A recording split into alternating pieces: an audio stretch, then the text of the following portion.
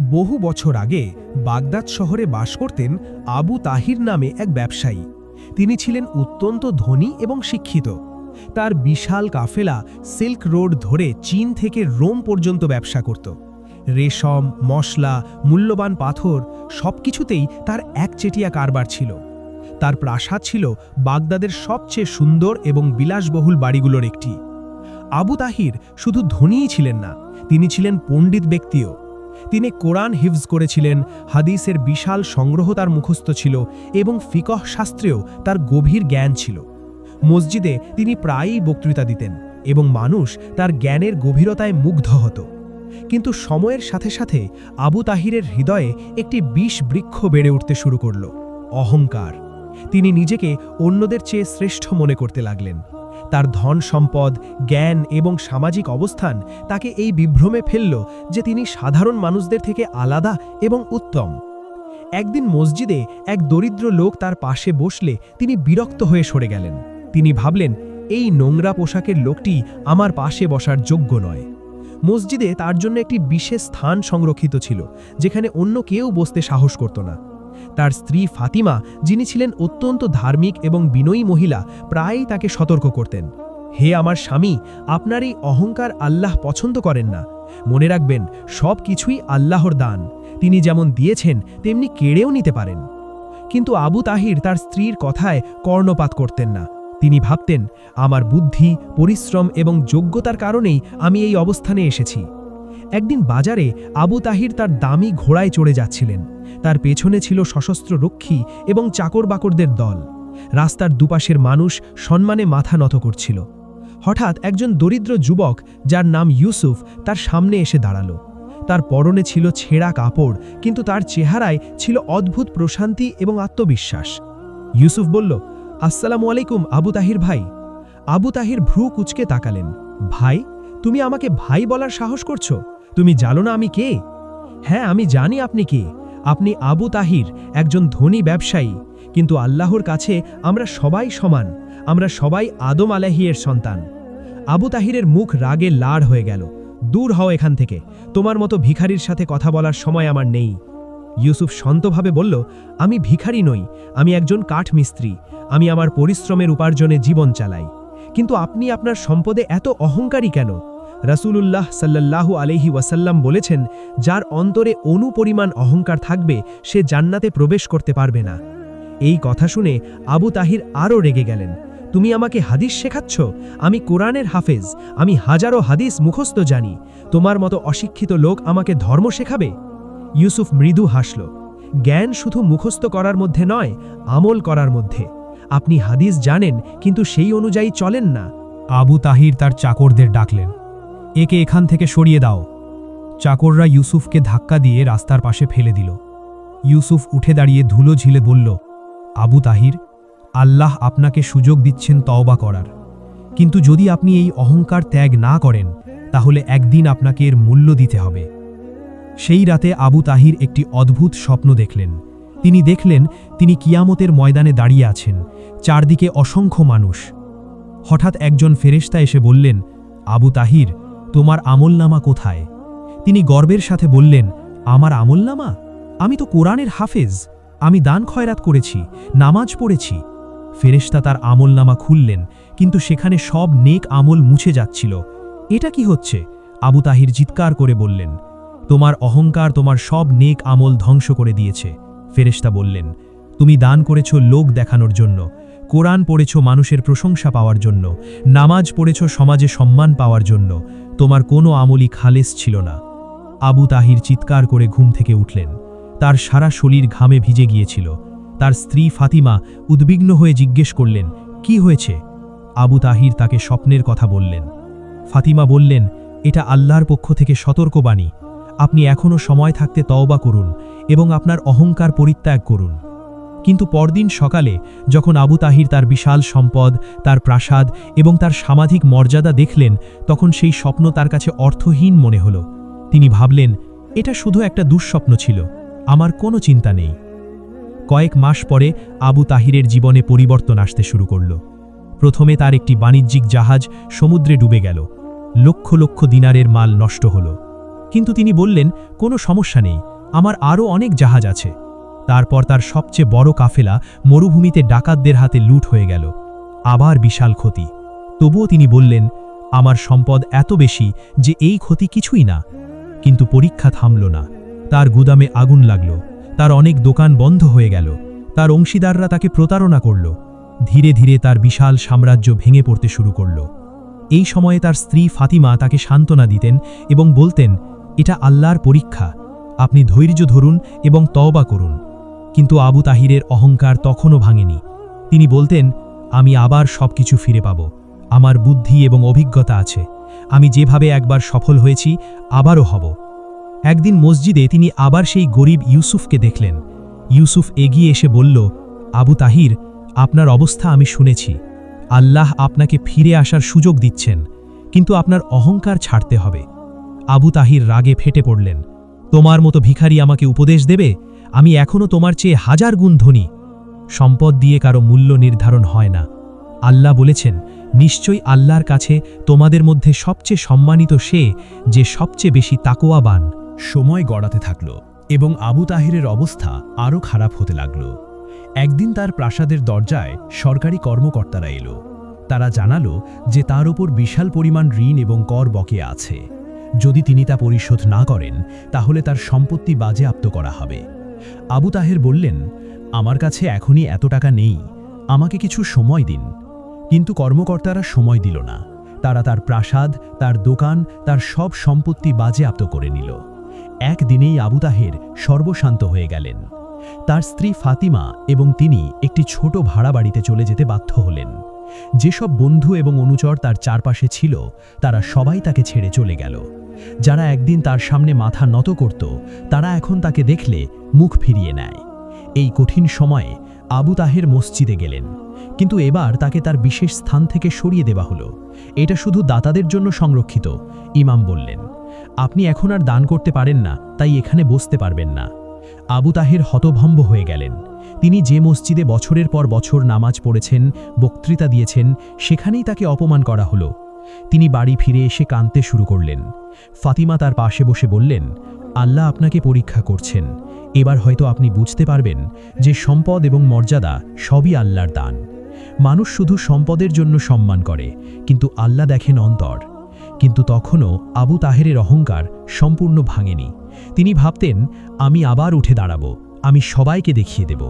আবু তাহের কাজের খোঁজ করতে লাগলেন, কিন্তু যিনি সারা জীবন অন্যদের কাজে লাগিয়েছেন তিনি নিজে কাজ করবেন কিভাবে? তার কোনো কারিগরি দক্ষতা ছিল না। তিনি শুধু ব্যবসা পরিচালনা করতে পারতেন, কিন্তু কেউ তাকে এখন আর বিশ্বাস করত না। একদিন এক দোকানদার তাকে দোকান পরিষ্কার করার কাজ দিল। আবু তাহের, যিনি একদিন শত শত চাকর রাখতেন, এখন নিজেই চাকর হয়ে গেলেন। তিনি মেঝে ঝাড়ু দিতে লাগলেন, কিন্তু তার মনে তখনও অহংকার বাসা বেঁধেছিল। তিনি ভাবতেন, আমি এর চেয়ে ভালো প্রাপ্য। কয়েকদিন পর সেই দোকানদার তাকে বলল, তুমি ঠিকমতো কাজ করছো না, তোমার মনোভাব ভালো না, তুমি মনে করছো এই কাজ তোমার জন্য নয়, আমি আর তোমাকে রাখতে পারবো না। আবু তাহের কাজ হারালেন। এবার তারা খাবারের জন্যও সংগ্রাম করতে লাগলেন। ফাতিমা অন্যদের বাড়িতে সেলাইয়ের কাজ করে কিছু আয় করতেন, আর সেই টাকাতেই তারা কোনো মতে চলতেন। একদিন বাজারে আবু তাহের ইউসুফের সাথে দেখা হলো। ইউসুফ তখনও তার সাধারণ পোশাকে কাঠমিস্ত্রির কাজ করছিল, কিন্তু তার চেহারায় শান্তি এবং সন্তুষ্টি ছিল। ইউসুফ আবু তাহেরকে বলল, আসসালামু আলাইকুম আবু তাহের ভাই, কেমন আছেন? আবু তাহের মাথা নিচু করে বললেন, ভালো নেই। আমার কাছে কিছু কাজ আছে, আপনি যদি চান আমার সাথে কাঠের কাজে সাহায্য করতে পারেন। বেতন বেশি না, কিন্তু সৎভাবে উপার্জন। আবু তাহের দ্বিধায় পড়ে গেলেন। যে ব্যক্তিকে তিনি একদিন অপমান করেছিলেন সেই ব্যক্তি আজ তাকে সাহায্যের হাত বাড়িয়ে দিচ্ছে। তার অহংকার বলছিল, এই কাজ তোমার জন্য নয়, কিন্তু তার প্রয়োজন বলছিল, তোমার খাবারের জন্য টাকা দরকার। অবশেষে তিনি রাজি হলেন। পরদিন থেকে তিনি ইউসুফের সাথে কাঠমিস্ত্রির কাজ শুরু করলেন। ইউসুফের ওয়ার্কশপে কাজ করতে গিয়ে আবু তাহির অনেক কিছু শিখতে লাগলেন। ইউসুফ ছিল অত্যন্ত পরিশ্রমী, সৎ এবং বিনয়ী। সে কখনো কাউকে অপমান করত না, কখনো অহংকার করত না। একদিন কাজের ফাঁকে ইউসুফ বলল, আবু তাহির ভাই, আপনি জানেন রাসূলুল্লাহ সাল্লাল্লাহু আলাইহি ওয়াসাল্লাম নিজে হাতে কাজ করতেন। তিনি নিজের জুতা সেলাই করতেন, ঘর পরিষ্কার করতেন, বকরি দহন করতেন। তিনি ছিলেন সৃষ্টির সেরা মানুষ, কিন্তু তার মধ্যে কোনো অহংকার ছিল না। আবু তাহির চুপ করে শুনলেন। তার মনে পড়ল সেই দিনগুলোর কথা যখন তিনি গরিব মানুষদের ঘৃণা করতেন, তাদের সাথে বসতেন না। ইউসুফ আরও বলল, হজরত উমর রাদিয়াল্লাহু তাআলা আনহু যখন খালিফা ছিলেন তখন তিনি নিজের কাঁধে আটার বস্তা বহন করে গরিব মানুষের বাড়িতে পৌঁছে দিতেন। তিনি ছিলেন বিশ্বের সবচেয়ে শক্তিশালী সাম্রাজ্যের শাসক, কিন্তু তার মধ্যে এতটুকু অহংকার ছিল না যে তিনি এই কাজ করতে লজ্জা পাবেন। এই কথাগুলো আবু তাহিরের অন্তরে গেঁথে গেল। তিনি বুঝতে শুরু করলেন যে সত্যিকারের মর্যাদা সম্পদে নয়, বিনয় এবং আল্লাহ ভীতিতে। কয়েক মাস কাজ করার পর একদিন ইউসুফকে জিজ্ঞেস করলেন, ইউসুফ, তুমি এত কম উপার্জন করো, তোমার কোনো বড় সম্পদ নেই, তবুও তুমি এত খুশি এবং সন্তুষ্ট কিভাবে? ইউসুফ মৃদু হেসে বলল, আমার সন্তুষ্টি আমার সম্পদে নয়, আমার ঈমানে। আমি জানি আল্লাহ আমার রিজিক দাতা, তিনি আমাকে যা দিয়েছেন তাতেই আমি সন্তুষ্ট। আমি কারো সাথে তুলনা করি না এবং নিজেকে কারো চেয়ে ভালো বা খারাপ মনে করি না। কিন্তু তুমি কি কখনো বড় হতে চাও না, ধনী হতে চাও না? চাওয়াতে কোনো সমস্যা নেই, কিন্তু সেটা যদি আমার অন্তরকে অহংকারী বানায় বা আল্লাহ থেকে দূরে সরায়, তাহলে সেই সম্পদে কোনো বরকত নেই। রাসূলুল্লাহ সাল্লাল্লাহু আলাইহি ওয়াসাল্লাম বলেছেন, সম্পদ হাতে থাকা দোষের নয়, সম্পদ অন্তরে থাকাই দোষের। আমার কাছে যা আছে তাতেই আমি খুশি, আর আমি জানি আল্লাহ আমাকে পরীক্ষা করছেন এবং আমার জন্য যা ভালো তিনি তাই করবেন। আবু তাহির গভীরভাবে চিন্তা করতে লাগলেন। তিনি বুঝতে পারলেন যে তার সব সম্পদ থাকা সত্ত্বেও তিনি কখনো সত্যিকারের শান্তি পাননি, কারণ তার অন্তরে ছিল অহংকার, লোভ এবং দেখানোর মানসিকতা। অন্যদিকে ইউসুফ, যার কাছে খুব কম সম্পদ ছিল, সে ছিল অনেক বেশি শান্তিতে। সেই রাতে বাড়ি ফিরে আবু তাহির তার স্ত্রী ফাতিমাকে বললেন, আমি বুঝতে পারছি আল্লাহ কেন আমার সব কিছু কেড়ে নিয়েছেন। তিনি আমাকে অহংকার থেকে মুক্ত করতে চান। আমি এতদিন মানুষকে তাদের সম্পদ দিয়ে বিচার করেছি, কিন্তু আল্লাহ মানুষকে তাদের অন্তর দিয়ে বিচার করেন। ফাতিমা খুশি হয়ে বললেন, আলহামদুলিল্লাহ, আল্লাহ আপনার অন্তরকে পরিবর্তন করে দিচ্ছেন, এটাই সবচেয়ে বড় সম্পদ। পরদিন ফজরের নামাজের পর আবু তাহির মসজিদেই থেকে গেলেন। তিনি আল্লাহর কাছে কাঁদতে লাগলেন, তওবা করতে লাগলেন। হে আল্লাহ, আমি আপনার কাছে ক্ষমা চাচ্ছি। আমি অহংকারী ছিলাম, আমি আপনার বান্দাদের অপমান করেছি, আমি আমার সম্পদে, আমার জ্ঞানে অহংকার করেছি এবং ভুলে গিয়েছিলাম যে সব কিছু আপনার দান। আপনি আমাকে ক্ষমা করুন এবং আমার অন্তর থেকে অহংকার দূর করে দিন। তিনি এত কাঁদলেন যে তার চোখ থেকে অশ্রু ঝরতে থাকল। তিনি অনুভব করলেন যে তার অন্তর থেকে একটা ভারী বোঝা নেমে যাচ্ছে। সেদিন থেকে আবু তাহির সম্পূর্ণ বদলে গেলেন। তিনি মসজিদে গিয়ে সবার সাথে সমানভাবে বসতেন, গরিব মানুষদের সাথে মিশতেন, তাদের সমস্যা শুনতেন। যদিও তার কাছে দেওয়ার মতো টাকা ছিল না, কিন্তু তিনি তাদের সান্ত্বনা দিতেন, উৎসাহ দিতেন। একদিন মসজিদে এক গরিব লোক এসে বসল ঠিক তার পাশে। আবু তাহির তাকে জড়িয়ে ধরে বললেন, আসসালামু আলাইকুম ভাই, আপনি কেমন আছেন? সেই লোক অবাক হয়ে গেল, কারণ সে জানত এই আবু তাহির কতটা অহংকারী ছিল। কিন্তু এখন তাকে সম্পূর্ণ বদলে গেছে দেখে সে বুঝল যে আল্লাহ তার হৃদয় পরিবর্তন করে দিয়েছেন। আবু তাহির এখন ইউসুফের সাথে নিয়মিত কাজ করতেন এবং সৎভাবে উপার্জন করতেন। তিনি কাঠমিস্ত্রির কাজ শিখে গেলেন এবং এতে বেশ দক্ষও হয়ে উঠলেন। তিনি আর নিজেকে এই কাজের জন্য ছোট মনে করতেন না, বরং তিনি গর্ব অনুভব করতেন যে তিনি তার নিজের হাতে উপার্জন করছেন। একদিন এক ধনী ব্যক্তি ইউসুফের কাছে এসে একটি সুন্দর আসবাব তৈরির অর্ডার দিল। ইউসুফ এবং আবু তাহির মিলে সেই আসবাব তৈরি করলেন। যখন সেই ধনী লোক আসবাব দেখল, সে খুব খুশি হল এবং অতিরিক্ত টাকা দিয়ে বলল, এত সুন্দর কাজের জন্য এটা বোনাস। ইউসুফ সেই টাকা আবু তাহিরের সাথে সমানভাবে ভাগ করে নিল। আবু তাহির বললেন, কিন্তু এটা তোমার কাজ, আমি শুধু সাহায্য করেছি। ইউসুফ বলল, আমরা একসাথে কাজ করেছি, আল্লাহ বলেছেন ইনসাফ করতে, আপনিও সমান পরিশ্রম করেছেন, তাই সমান পাওনা। আবু তাহির অভিভূত হয়ে গেলেন। তিনি মনে করলেন তার সেই দিনগুলোর কথা, যখন তিনি তার কর্মচারীদের ন্যায্য বেতন দিতেন না, তাদের সাথে খারাপ ব্যবহার করতেন। একদিন বাজারে আবু তাহির তার পুরানো ব্যবসায়িক প্রতিদ্বন্দ্বী মোহাম্মদ আল বাসরিকে দেখতে পেলেন। মোহাম্মদ ছিল অত্যন্ত ধনী এবং এখন বাগদাদের সবচেয়ে সফল ব্যবসায়ীদের একজন। আবু তাহির যখন ধনী ছিলেন তখন তিনি মোহাম্মদকে অপমান করতেন, তাকে ছোট করে দেখতেন। মোহাম্মদ আবু তাহিরকে দেখে ব্যঙ্গের হাসি হাসল। আরে, এ যে আবু তাহির, এতদিন পর দেখা, শুনলাম তুমি এখন কাঠমিস্ত্রি হয়ে গেছো, কি অবস্থা? সেই বিশাল ব্যবসায়ী এখন হাতুড়ি শাবল নিয়ে কাজ করছে। পুরানো আবু তাহির হলে এই অপমানে রেগে যেতেন, কিন্তু নতুন আবু তাহির শান্তভাবে বললেন, হ্যাঁ আলহামদুলিল্লাহ, আল্লাহ আমাকে এই পথ দেখিয়েছেন এবং আমি খুশি, সৎ উপার্জনে বরকত আছে। মুহাম্মদ আরও ব্যঙ্গ করল, বরকত? তুমি কি ভুলে গেছো তুমি কত বড় ছিলে? এখন তুমি একজন সাধারণ কাঠমিস্ত্রি। আবু তাহির হাসলেন। আমি ভুলে যাইনি, কিন্তু আমি এটাও বুঝেছি যে আল্লাহ যখন আমাকে সম্পদ দিয়েছিলেন তখন আমি অহংকারী হয়ে গিয়েছিলাম। আমি মানুষকে অপমান করতাম, যেমন এখন তুমি আমাকে অপমান করছো। আল্লাহ আমাকে শিক্ষা দিয়েছেন যে সম্পদে নয়, বিনয়ে মর্যাদা। তুমি এখন ধনী, কিন্তু সাবধান, অহংকার তোমার ধ্বংসও ডেকে আনতে পারে। মুহাম্মদ আবু তাহিরের কথা শুনে একটু থমকে গেল, কিন্তু তার অহংকার তাকে সেই উপদেশ গ্রহণ করতে দিল না। সে হাসতে হাসতে চলে গেল। কয়েক মাস পরে আবু তাহিরের কাজের সুনাম ছড়িয়ে পড়ল। তিনি এবং ইউসুফ মিলে যে আসবাবপত্র তৈরি করতেন সেগুলো ছিল অত্যন্ত মজবুত এবং সুন্দর। আস্তে আস্তে তাদের কাছে বেশি বেশি অর্ডার আসতে শুরু করল। একদিন বাগদাদের কাজী বা বিচারক তাদের কাছে এসে বললেন, আমি একটি নতুন মসজিদ নির্মাণ করছি। সেখানে মিম্বর এবং অন্যান্য কাঠের কাজের জন্য আমি শুনেছি তোমরাই সবচেয়ে ভালো। তোমরা কি এই কাজ নেবে? ইউসুফ এবং আবু তাহির রাজি হলেন। তারা পুরো মন প্রাণ ঢেলে সেই মসজিদের কাজ করলেন। প্রতিটি কাঠ, প্রতিটি নকশা, সবকিছুতে তারা সর্বোচ্চ মনোযোগ দিলেন। যখন মসজিদের কাজ শেষ হলো, কাজী এসে দেখলেন এবং অত্যন্ত খুশি হলেন। তিনি বললেন, এত সুন্দর কাজ আমি কখনো দেখিনি, আল্লাহ তোমাদের বরকত দিন। কাজী তাদের ভালো পারিশ্রমিক দিলেন। সেই টাকা দিয়ে আবু তাহির এবং ফাতিমা একটি ছোট কিন্তু সুন্দর বাড়ি কিনতে পারলেন। তারা আর ভাড়া বাড়িতে থাকতে হলো না। আবু তাহির বুঝলেন যে আল্লাহ তাকে আবার সম্পদ দিতে শুরু করেছেন, কিন্তু এবার ভিন্নভাবে। এবার তিনি নিজের পরিশ্রমে, সততায় এবং বিনয়ের সাথে উপার্জন করছেন। একদিন আবু তাহির সিদ্ধান্ত নিলেন যে তিনি যাদের অপমান করেছেন তাদের কাছে গিয়ে ক্ষমা চাইবেন। তিনি তার পুরনো চাকরদের খোঁজ করতে লাগলেন। প্রথমে তিনি গেলেন তার এক পুরনো কাজের লোক আলীর কাছে। আলী এখন একটি ছোট চায়ের দোকান চালাত। আবু তাহির তার দোকানে গিয়ে বললেন, আলী, আমাকে চিনতে পারছো? আলী তাকিয়ে দেখল এবং চিনতে পারল।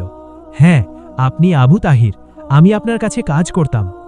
হ্যাঁ, এবং আমি তোমার সাথে খুব খারাপ ব্যবহার করেছিলাম। আমি তোমাকে ন্যায্য বেতন দিতাম না, অপমান করতাম। আজ আমি তোমার কাছে ক্ষমা চাইতে এসেছি। আলী অবাক হয়ে গেল। আপনি আমার কাছে ক্ষমা চাইছেন? হ্যাঁ, আল্লাহ আমাকে শিক্ষা দিয়েছেন যে প্রতিটি মানুষ সম্মানের যোগ্য। আমি তোমার সাথে অন্যায় করেছি এবং এজন্য আমি লজ্জিত। তুমি যদি আমাকে ক্ষমা করতে পারো তাহলে আমি কৃতজ্ঞ হব। আলী চোখে পানি নিয়ে বলল, আবু তাহির, আমি আপনাকে ক্ষমা করছি। আল্লাহ আপনার অন্তর পরিবর্তন করে দিয়েছেন, এটা দেখে আমি খুশি। এভাবে আবু তাহির একে একে সবার কাছে গেলেন যাদের তিনি অপমান করেছিলেন। সবার কাছে ক্ষমা চাইলেন। কেউ কেউ তাকে ক্ষমা করল, কেউ কেউ করল না, কিন্তু আবু তাহির শান্তি পেলেন, কারণ তিনি তার দায়িত্ব পালন করেছেন। আবু তাহির এখন মসজিদে আবার পড়াতে শুরু করলেন, কিন্তু এবার তার পড়ানোর ধরন সম্পূর্ণ বদলে গেছিল। আগে তিনি পড়াতেন লোক দেখানোর জন্য, প্রশংসা পাওয়ার জন্য। এখন তিনি পড়াতেন শুধুমাত্র আল্লাহর সন্তুষ্টির জন্য। তিনি তার ছাত্রদের শেখাতেন, জ্ঞান শুধু বই পড়ে আসে না, জ্ঞান আসে আমল থেকে। তোমরা যা শিখছ তার নিজের জীবনে প্রয়োগ করো। কোরআন মুখস্থ করার চেয়ে কোরআনের শিক্ষা অনুযায়ী চলা বেশি গুরুত্বপূর্ণ। তিনি তাদের বিনয়ের গল্প শোনাতেন। রাসূলুল্লাহ সাল্লাল্লাহু আলাইহি ওয়াসাল্লাম ছিলেন সবচেয়ে জ্ঞানী, কিন্তু তিনি সবচেয়ে বিনয়ীও ছিলেন। একবার এক বৃদ্ধা তাকে রাস্তায় থামিয়ে তার সমস্যার কথা বলছিল। রাসূলুল্লাহ সাল্লাল্লাহু আলাইহি ওয়াসাল্লাম ধৈর্য সহকারে দাঁড়িয়ে তার সব কথা শুনলেন। তিনি বললেন না যে তিনি ব্যস্ত বা তার কাছে আরও গুরুত্বপূর্ণ কাজ আছে। আবু তাহিরের ছাত্ররা তার পরিবর্তন দেখে অভিভূত হতো। যারা তাকে আগে চিনত তারা দেখত একজন অহংকারী মানুষ কিভাবে এত বিনয়ী হয়ে গেছে। কয়েক বছর পরে একদিন খবর এলো যে মুহাম্মদ আল বসরি, যে আবু তাহিরকে অপমান করেছিল, সে দেউলিয়া হয়ে গেছে। তার ব্যবসায় বিশাল ক্ষতি হয়েছে এবং সে সর্বশান্ত হয়ে গেছে। কিছুদিন পরে আবু তাহির দেখলেন মুহাম্মদ রাস্তায় ভিক্ষা করছে। আবু তাহিরের মনে পড়ল সেই দিনের কথা যখন মুহাম্মদ তাকে ব্যঙ্গ করেছিল। এখন তার প্রতিশোধ নেওয়ার সুযোগ। কিন্তু আবু তাহির এখন আর সেই পুরানো অহংকারী মানুষ নন।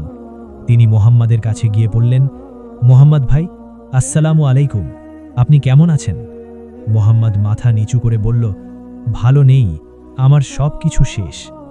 আমার সাথে আসুন, আবু তাহির বললেন। তিনি মোহাম্মদকে তার বাড়িতে নিয়ে গেলেন, তাকে খাবার দিলেন এবং বললেন, আপনি আমার ওয়ার্কশপে কাজ করতে পারেন, আমি আপনাকে সাহায্য করব। মোহাম্মদ কাঁদতে লাগল, কিন্তু আমি তো আপনাকে অপমান করেছিলাম। আল্লাহ আমাকে ক্ষমা করেছেন যখন আমি অহংকারী ছিলাম। আমিও আপনাকে ক্ষমা করছি। আমরা সবাই ভুল করি, গুরুত্বপূর্ণ হল সেই ভুল থেকে শিক্ষা নেওয়া। মোহাম্মদ আবু তাহিরের এই উদারতা দেখে গভীরভাবে প্রভাবিত হল। সে বুঝল যে সত্যিকারের মর্যাদা সম্পদে নয়, চরিত্রে। বহু বছর পরে যখন আবু তাহির বৃদ্ধ হয়ে গেলেন, তখন তিনি গুরুতর অসুস্থ হয়ে পড়লেন। তার মৃত্যুশয্যায় তার চারপাশে জড়ো হল তার স্ত্রী ফাতিমা, তার বন্ধু ইউসুফ এবং অনেক মানুষ যাদের তিনি সাহায্য করেছিলেন। আবু তাহির তার শেষ নিঃশ্বাসের আগে বললেন, আমার জীবনের সবচেয়ে মূল্যবান শিক্ষা হল অহংকার সব কিছু ধ্বংস করে দেয়, আর বিনয় সব কিছু তৈরি করে। আল্লাহ যখন আমার সম্পদ কেড়ে নিলেন, আমি ভাবলাম আমি সব কিছু হারিয়েছি, কিন্তু আসলে আল্লাহ আমাকে সবচেয়ে মূল্যবান জিনিস দিলেন, একটি বিনয়ী এবং সুক্রিয়াকারী হৃদয়। তিনি আরও বললেন, মনে রেখো, সম্পদ দিয়ে মানুষের মূল্য নির্ধারণ করো না। আল্লাহ বলেছেন, নিশ্চয়ই আল্লাহর কাছে তোমাদের মধ্যে সবচেয়ে সম্মানিত সে যে সবচেয়ে বেশি তাকওয়াবান। সম্পদ আসবে এবং যাবে, কিন্তু তোমার চরিত্র থাকবে চিরকাল। এই কথা বলার পরপরই আবু তাহির শেষ নিঃশ্বাস ত্যাগ করেন। তার জানাজায় অসংখ্য মানুষ এলো, ধনী গরিব সবাই, কারণ তিনি সবার সাথে সমান ব্যবহার করতেন, কাউকে ছোট করে দেখতেন না। আবু তাহেরের গল্প থেকে আমরা কয়েকটি গুরুত্বপূর্ণ শিক্ষা পাই। অহংকার মানুষকে আল্লাহ থেকে দূরে সরিয়ে দেয় এবং শেষ পর্যন্ত তার পতন ঘটায়। রাসূলুল্লাহ সাল্লাল্লাহু আলাইহি ওয়াসাল্লাম বলেছেন, যার অন্তরে অনুপরিমাণ অহংকার থাকবে সে জান্নাতে প্রবেশ করতে পারবে না। সম্পদ পরীক্ষা। সম্পদ আল্লাহর পক্ষ থেকে একটি পরীক্ষা। এটি আমাদের অহংকারী বানাতে পারে অথবা সুক্রিয়াকারী। কোরআনে আল্লাহ বলেছেন, তোমরা যা পেয়েছ তা পার্থিব জীবনের ভোগ মাত্র, কিন্তু আল্লাহর কাছে যা আছে তা উত্তম ও স্থায়ী। বিনয় সত্যিকারের মর্যাদা। সত্যিকারের মর্যাদা সম্পদে বা পদে নয়, বিনয় এবং তাকওয়ায়। নবী রাসূলগণ ছিলেন সবচেয়ে সম্মানিত মানুষ, কিন্তু তারা ছিলেন সবচেয়ে বিনয়ীও। চ্যানেলের ভিডিওগুলো যদি আপনাদের কাছে ভালো লেগে থাকে তাহলে লাইক, কমেন্ট, শেয়ার করবেন এবং নতুন নতুন ভিডিও পেতে চ্যানেলটি সাবস্ক্রাইব করে রাখুন। এখানে ইসলামিক গল্প, নবী রসুল সাহাবীদের জীবনী ও শিক্ষামূলক ভিডিও পাবেন।